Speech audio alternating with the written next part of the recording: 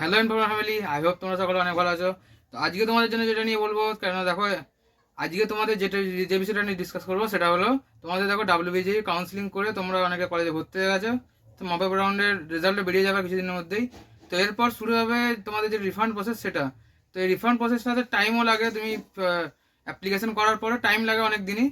তো সেই রিফান্ড প্রসেসটা তোমরা কীভাবে করবে, রিফান্ড করতে মানে কী কী ফর্ম ফিল আপ করতে হয় এবং কী কী ক্রাইটেরিয়া আছে, তোমার এলিজিবিলিটি কী, যাবতীয় ডিসকাস করবো আজকের এই ভিডিওতে। তো আশা করছি ভিডিওটা তোমাদের খুব হেল্প হবে। তো যারা যারা এই প্রসেসটা নিয়ে ডিটেলসে জানতে দাও, এই ভিডিওটা প্রথম থেকে শেষ পর্যন্ত দেখো, আশা করছি সমস্তটা তোমরা বুঝে যাবে। তো চলো আজকে ভিডিওটা শুরু করি। তো আজকে আমার ল্যাপটপে একটু প্রবলেম, তাই ফোনে দেখে দিচ্ছি। তো দেখো এখানে প্রথমে যাবে wbjeb.nic.in এই ওয়েবসাইটে। তো এখানে যাওয়ার পর তারপর তোমরা যেভাবে যাও আর কি। তো এখান থেকে যাওয়ার পর দেখো, তো তোমাদের বললামই, তো এখান থেকে নিচে যাবে। তো এখানে দেখো এখানে refund rules and format for application দেখো লেখা আছে, জুম করলাম। তো আশা করছি দেখতে পাচ্ছ। তো এই জায়গাটা ক্লিক করবে, সেখানে দেখো এখানে গিয়ে ডাউনলোড অপশান আসবে, ওপেনে ক্লিক করবে, তোমার এটা ডাউনলোড হয়ে যাবে, ডাউনলোড করে নেবে।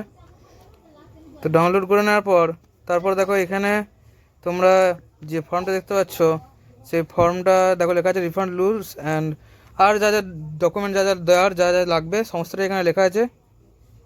তো তোমরা এগুলো দেখে নেবে একবার, আমি এখানটা আর কিছু পড়ছি না। তবে তোমাদের আমি ডাইরেক্ট এবার বলবো যেটা, সেটা হচ্ছে but neither completed physical reporting and professional admission in the institute, so those are eligible for this round. So এটাতে তারা এলিজিবিলিটি হবে যাদের এটা আছে আর কি, মানে যারা কোনো কলেজে ভর্তি হয়নি তাদের জন্য। দেখো রিফান্ড অ্যামাউন্ট সেটাও লেখা আছে, তোমরা 1000 টাকা কাটবে তারা 20%, এবং তোমাকে বাকিটা ফেরত দেবে, মানে 4000 টাকা তোমাকে ফেরত দেবে, আর বাকি 1000 তাদের কাছে রেখে দিতে হবে, মানে তারা এটা নেবে, এটা চার্জ হিসেবে। তো এরপর দেখো আমি নিচে যাচ্ছি। তো এখানে এরা এই প্রসেসটা অনেকদিন করেই করেছে, আর 2018 থেকে।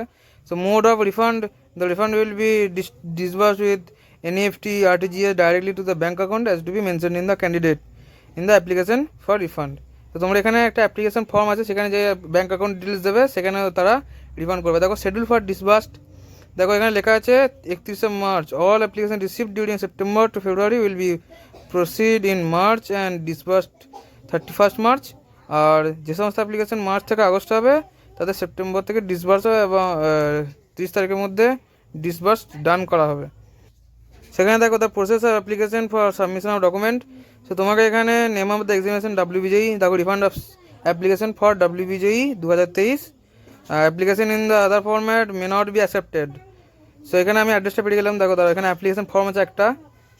তো এই অ্যাপ্লিকেশন ফর্মটাকে তার আগে তোমাকে এখানে দেখো দেখা আছে the registered West Bengal joint entrance examination board.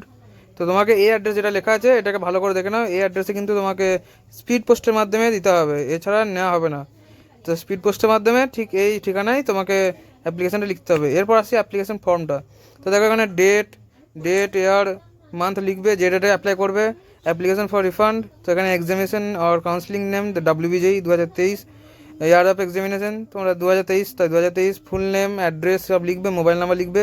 দেখো না অ্যাকাউন্ট হোল্ডার নেম, তোমার অ্যাকাউন্ট বা যার অ্যাকাউন্ট দেবে তার নাম, ব্যাংকের নাম, ব্যাংক অ্যাকাউন্ট নাম্বার, IFSC এগুলো ভালো করে দিও, কারণ তোমার সেই অ্যাকাউন্টে সেটা রিফান্ড হবে।